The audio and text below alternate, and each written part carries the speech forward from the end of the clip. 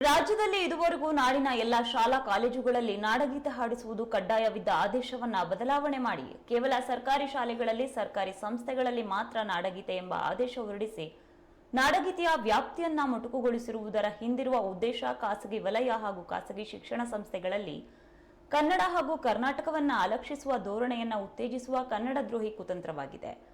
ಕೂಡಲೇ ಈ ಆದೇಶ ಹಿಂಪಡೆದು ಸರ್ಕಾರ ಕನ್ನಡಿಗರ ಕ್ಷಮೆ ಕೇಳಲಿ ಎಂದು ಬಿಜೆಪಿ ರಾಜ್ಯಾಧ್ಯಕ್ಷ ಬಿವೈ ವಿಜೇಂದ್ರ ಹೇಳಿದ್ದಾರೆ. ಇನ್ನು ಈ ಕುರಿತು ಬಿವೈ ರಾಘವೇಂದ್ರ ಸೋಷಿಯಲ್ ಮೀಡಿಯಾದಲ್ಲಿ ಕುವೆಂಪುರವರಿಗೆ ಹಾಗೂ ಸಮಸ್ತ ಕನ್ನಡಿಗರ ಭಾವನೆಗೆ ಕಾಂಗ್ರೆಸ್ ಸರ್ಕಾರ ದ್ರೋಹ ಬಗೆದಿದೆ. ಆದೇಶವನ್ನ ಶೀಘ್ರವೇ ಹಿಂಪಡೆದು ವಿದ್ಯಾರ್ಥಿಗಳಲ್ಲಿ ನಾಡ ಪ್ರೇಮವನ್ನು ಹೆಚ್ಚಿಸುವ ನಾಡಗೀತೆಯ ಕಡ್ಡಾಯವನ್ನ ಮುಂದುವರಿಸಬೇಕು ಎಂದು ಆಗ್ರಹಿಸುತ್ತೇನೆ ಎಂದಿದ್ದಾರೆ.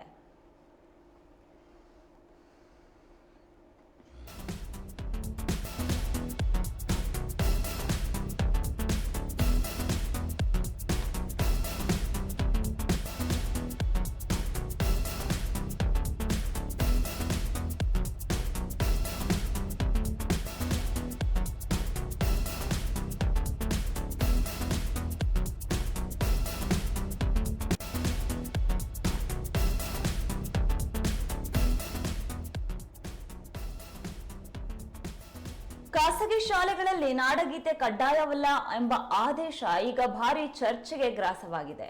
ಸರ್ಕಾರ ಈ ಬಗ್ಗೆ ಕನ್ನಡಿಗರ ಕ್ಷಮೆ ಕೇಳಬೇಕೆಂದು ಬಿವೈ ವಿಜೇಂದ್ರ ಆಗ್ರಹಿಸಿದ್ದಾರೆ.